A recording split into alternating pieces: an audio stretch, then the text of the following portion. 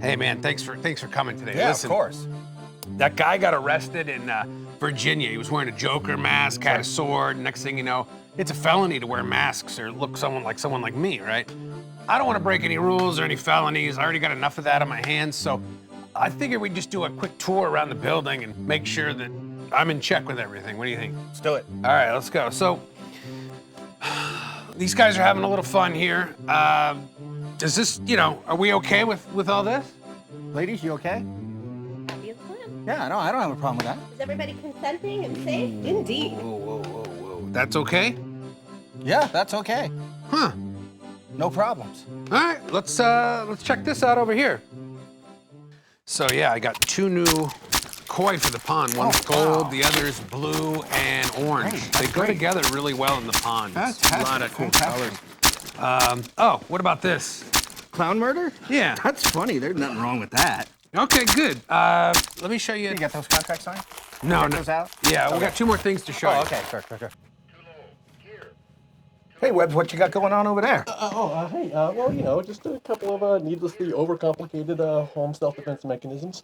A Rube Goldberg machine. Yeah. Fabulous. No problem there. We're good? We're good. All right, one more thing. All right. And then in the kitchen, we got a little cookie bacon action here with Aunt She, huh?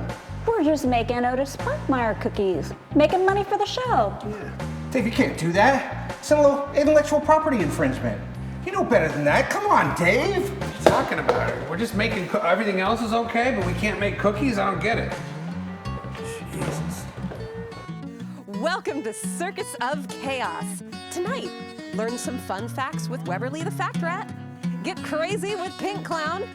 Cover your creative keister with Arc Legal Team. And we're gonna clown around with Cousin Dave and all his friends. And learn some fetish terminology with Mistress Eden Alexander. Welcome to the show, everyone. I'm Faye Fatal, and I'm just busting out all over with excitement to have you here. Let's get to the show. What's going on, Cousin Dave? Hey, Cousin Dave. Oh, man, you guys, I wasn't even ready. What color is your nose, Dave? Wait a minute. You better not be giving us any problems, Cousin Dave. Yeah. Hey, I want to fly straight with you guys, okay? Listen, if you have any problems with clowns, just let me know, because I will fly straight. I don't want to, get my ass I also kicked play with Fat you Tony, guys. and I've taken care of a few clowns. Yeah. Ooh, okay, listen, I'm going to try to get on your side. We're going to talk about guns, Hollywood weapons, which is the name of your show, which looks like it's going to kick ass. I mean, I Attaboy. watched a couple previews, and I'm like, I got to talk to these guys. We're with Terry and Joe, and first of all, because as I'm watching this, I'm putting myself in the scenario, right? Where you guys recreated the Criminal Minds scenario underwater. Now, you went through 3 guns. I personally am going to choose the Glock 17, and here's why. I'm not going to be accurate underwater. I'm going to need more than 1 round, and hopefully I'm struggling with someone at point blank range, not going through windows and stuff. But tell me about that. I like the way you've reasoned that out, Yeah, actually. yeah, Yes, you know yeah. what? You know what, Cousin Dave? You're a good clown. You're a smart clown. A smart clown, yes. And when people say that clowns are goofy, I'm going to go ahead and use you as example that, no, that's not true. Cousin Dave thinks it out. Yes. So, yes, here's the thing, though. Great reasoning. But we did the scene exactly how you saw it in Joe's series in Criminal Minds.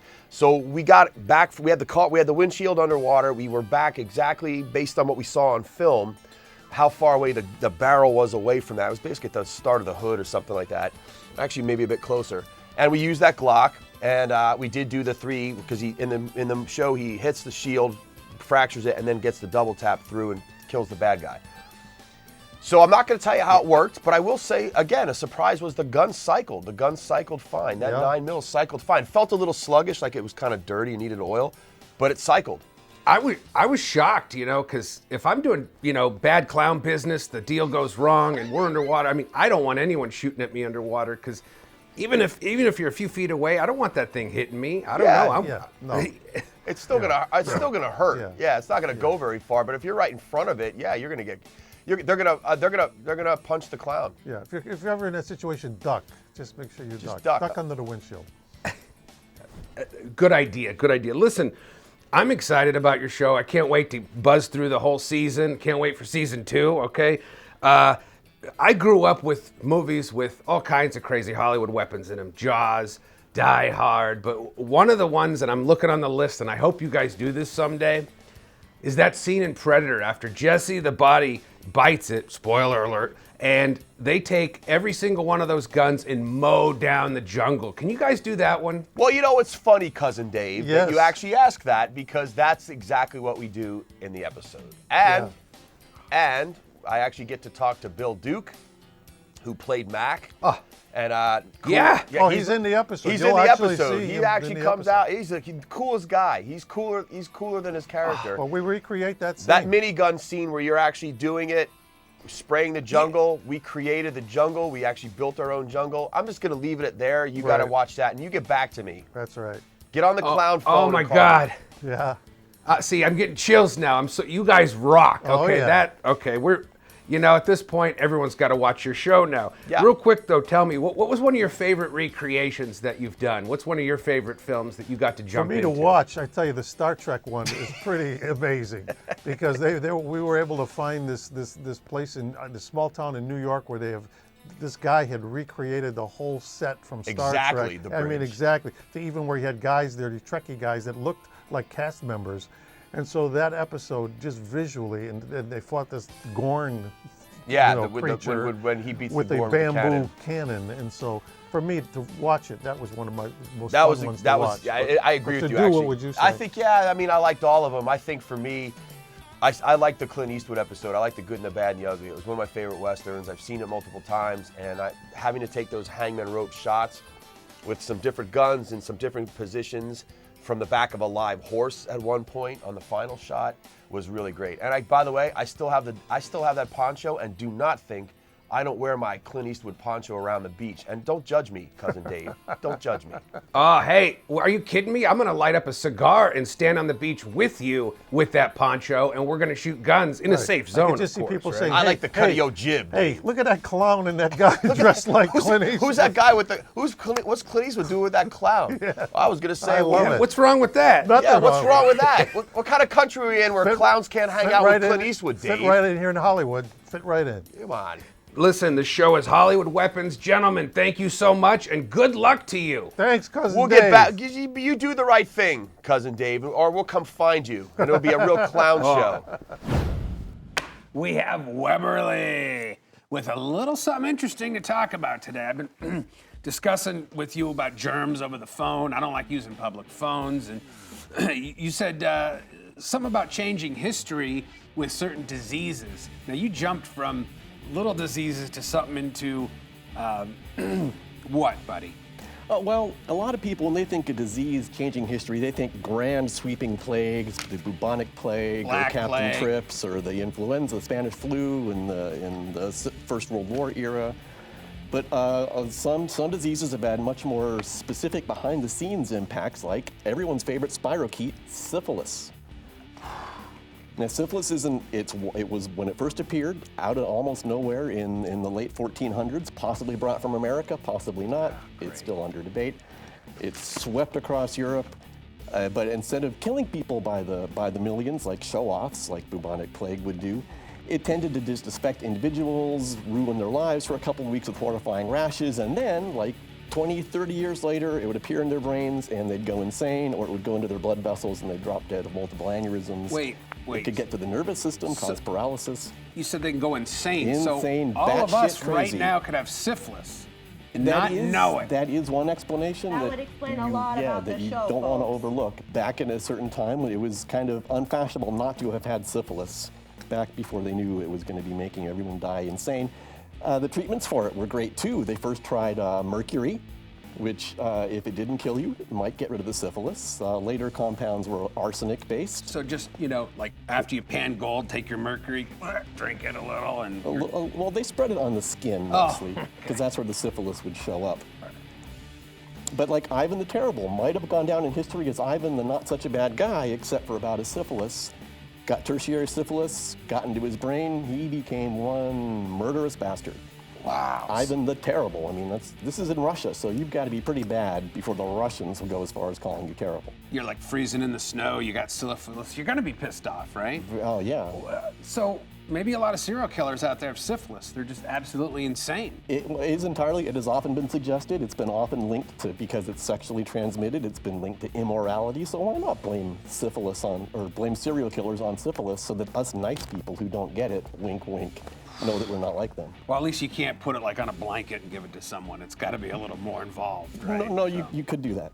You can put it on a blanket? Yes. Oh, jeez. It could be on this fur rug that I'm sitting on. Now I got I'd about syphilis. 80% chance that there's syphilis on that rug, yeah. Did you learn anything, Uncle Smarm?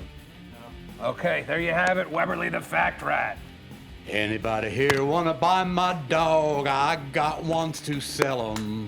The reason I want to sell that dog, people can't stand to smell him. That dog, that ugly hound. He got a head like a catfish, shaped like a bull. He can't stop eating till he gets his belly full. That dog.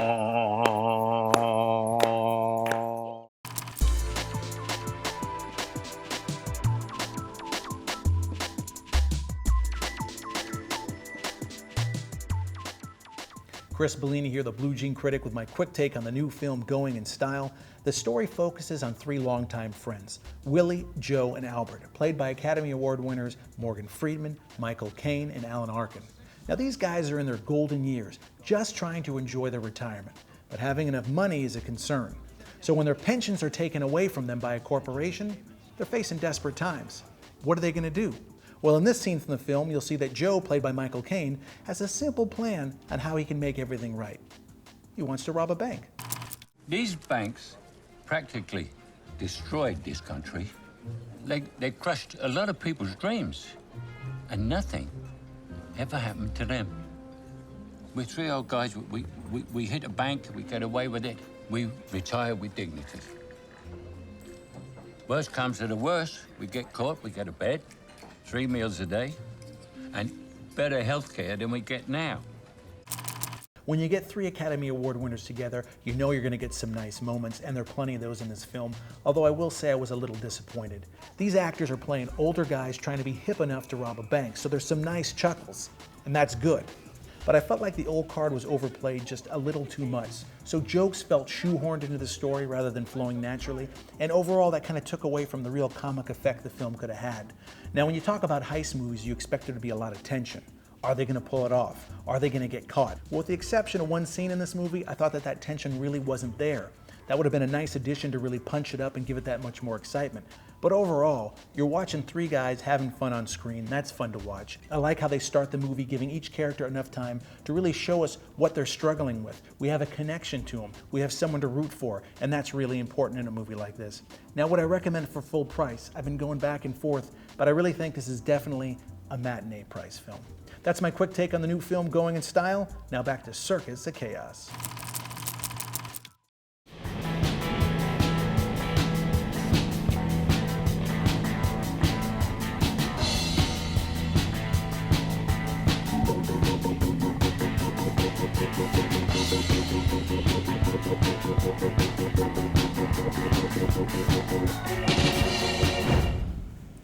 Does this look swollen to you in there?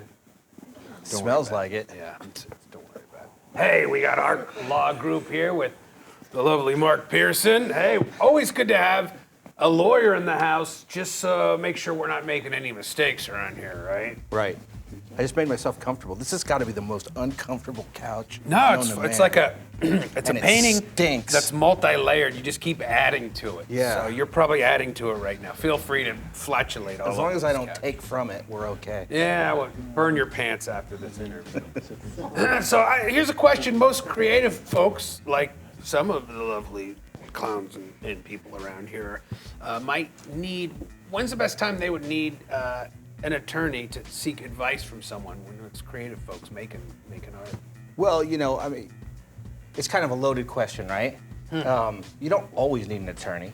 If you get in trouble, that's the classic, right? But when we're talking about creative stuff, we're talking about like copyrights and trademarks. So if you think that you're using or creating something that somebody else might want to use, or you might want to license, or you might want to exploit, like this show, right? I don't think there's much on this show that anybody wants to copy. All right, well, so Webberly, what would be an example of, your creative type? Thank you for that assumption. Let's see. Well, like, what if some other person went out there claiming to be some kind of fact rat, when really, obviously, I'm the original. Well, how do I protect my unique fact ratness? Right? Yeah. So then we're talking about two things: copyrights or trademarks, right? What do you do? He might want to trademark the fact rat. You got a website. He might want to trademark the fact rat because he's using it on the website as his trademark. Copyright. You've written some material. True. Your stuff written down. But facts in and of themselves may not be copyright protectable. But the way that you put them together on your website, you might have something there. Well, yeah. There we go. What would be the most common mistakes that creative people make when we're getting into protecting our stuff or not protecting? Yeah. Accidentally giving your rights away. You know, anytime you work with people, you should have a written agreement. Otherwise, you risk other people trying to lay claim to what you've done. So I always tell everyone that I work with that you should make sure you get everything in writing. Whether you could use blood, because I know you like to write in blood. It's safe. So that's okay, just as long as you get it in writing. So you know what you own, everybody else knows what they own. Like Pink Clown. He owns Pink Clown. Right. Yeah. And that machete back there. Well, I gave it to me. Is there a machete back there? Yeah, don't worry about it. It's fine. Don't worry about it. It's fine. So, if people do need advice, and they're getting into it, what's the difference between a copyright and a trademark? Sure. And we could go over all that, but we don't have a lot of time. But generally, a copyright protects. Yeah, a copyright protects the creations that you make, the works that you make that are fixed into a tangible form. So not your ideas, although, do you have any ideas? No, absolutely. No. So not your ideas, but the actual things that you put into a tangible form. So music and writing and movies and things like that. Trademarks are like your branding. So it's the mark that identifies the origin of goods and services that are being provided. So Circus of Chaos, that's your trademark. You like that? Locked in and loaded. Locked in and ready loaded. to explode onto the world, right?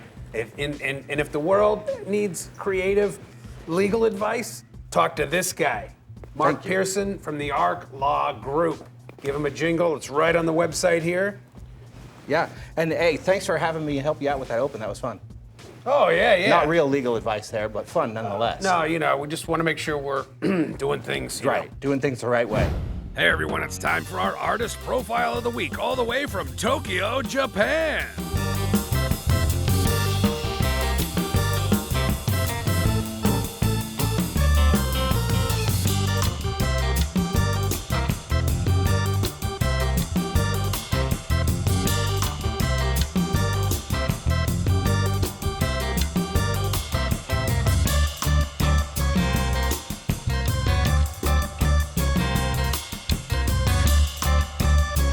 We got Pink Clown with us, man. What, you disappeared for a while. What have you been up to?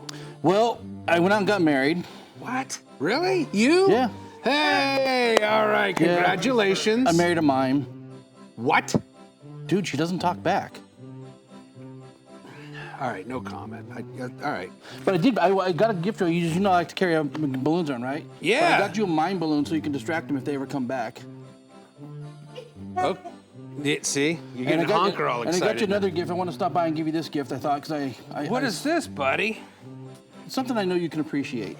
Oh my goodness, Elk Ridge, huh? Are you flipping kidding me? No. Oh my God, we got a machete. Ah, look at that. Now, this isn't your typical, I could really get nuts, and it's got this handle to where it won't fly out of my hand and stick into someone's face. And a lanyard to tie onto. But here's the best part about this. Oh, buddy. So I've been out and about lately. Went to Pier 39. That is sharp as hell. And I went to a store and bought that, and they sold it to me just like this. Really? I got it on video. You can watch it. All right, well, before we go to break, let's see Pink Clown's adventure on Pier 39.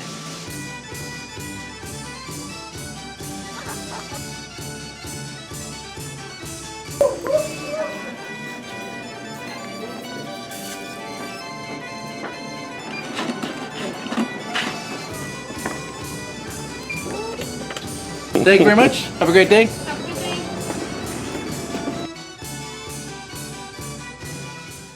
Hey, we're here with Mistress Eden and Harry, the paramedic. It's good to see you, buddy. Good to see you again, Have too. you rescued anyone today? Today, not yet. Okay, good. But I have a feeling where I'm going to. Hey, listen, I gotta go hit the bathroom pretty quick here, but sometimes, we get uncomfortable going to the bathroom. It's like, hey, I might need a friend, I might need Eden to come with me, or you, or something, but you handed me this button, I will go with you. What is this about? What does this mean? Cousin Dave, that's basically a button that I give to people who are willing to accompany people to the bathroom if they're not comfortable going by themselves for any reasons. One of the main reasons I came up with this was for transgender people who are afraid to go to the bathroom that they feel comfortable with, but not necessarily the gender that they assign or people perceive them to be.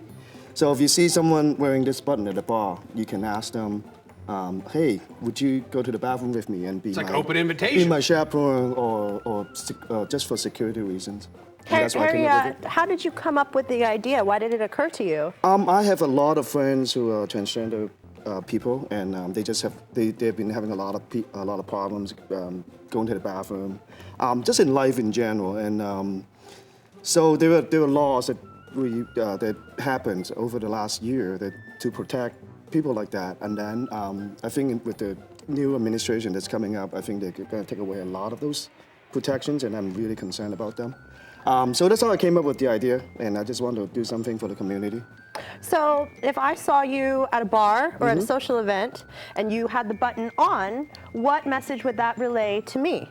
That basically means I'm an ally, a support person of any gender identity, and I'm willing to go to the bathroom with you. So or in fact, anywhere, like to your car.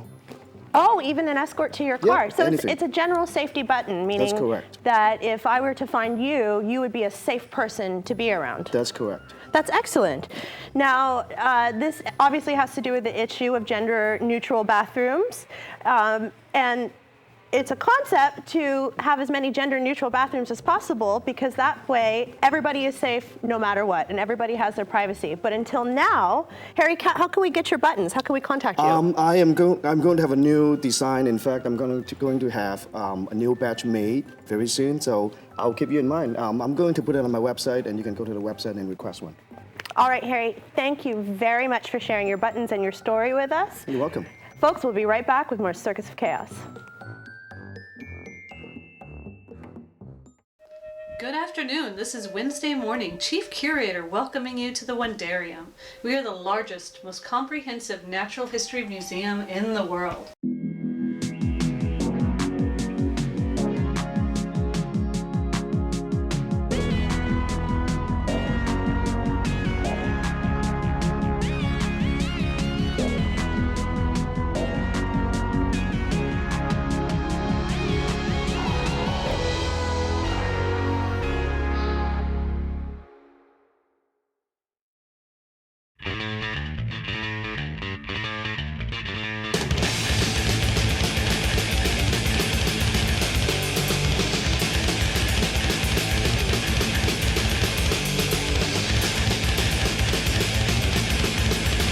November Fire!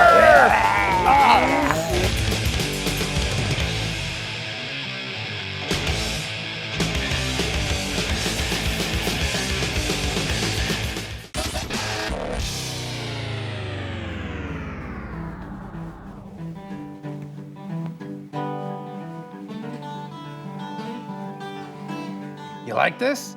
This little Uncle Smarm music, getting in the mood? I love it. We are going to get in the mood with Mistress Eden. We're gonna talk about fetishes. People got a lot of strange fetishes out there.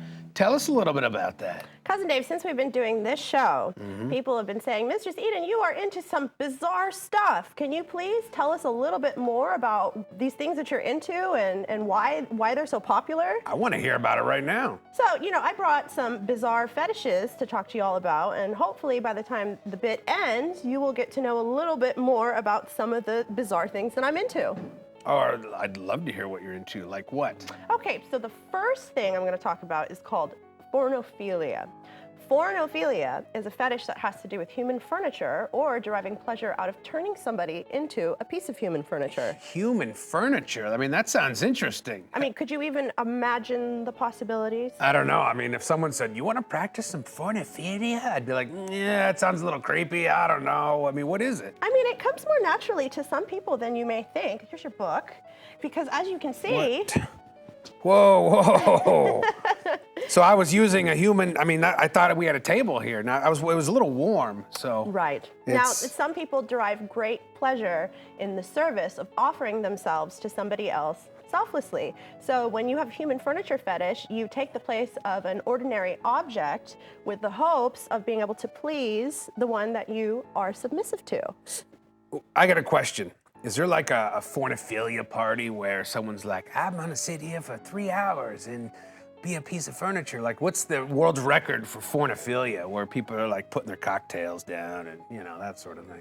I have seen parties before where submissive men take the place of all the tables and all of the lamps and all of the coat racks, and it's a lot of fun.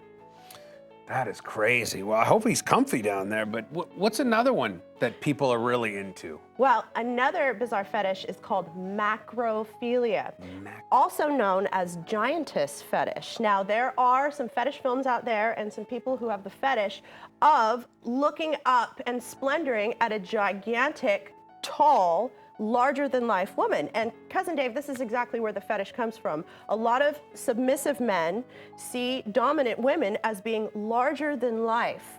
So when they think about them in their heads, they see them as being 30 feet tall, and this is actually very, very arousing to some men. An extension of this is called vor, which is when a giant woman picks you up and eats you. And that derives from being so submissive that you'd let the dominant woman do whatever you wanted or whatever she wanted to you, including consuming you so that you become a part of her. I mean, it sounds cool until like, I'm gonna chew you up. I don't know, then that part would be a little too much. I don't want anyone eating me alive. It's a lot of dedication, isn't it? That's crazy. Now, the third bizarre fetish, you might get a kick out of Cousin Dave. The third bizarre fetish is known as coolophilia. Can you say that with me? Coolophilia. Now, could you guess what this fetish is all about? Coolophilia. Coolophilia. Coolophilia is all about having a fetish or an attraction to clowns and mimes. So wait, why are the mimes mixed in with the clown?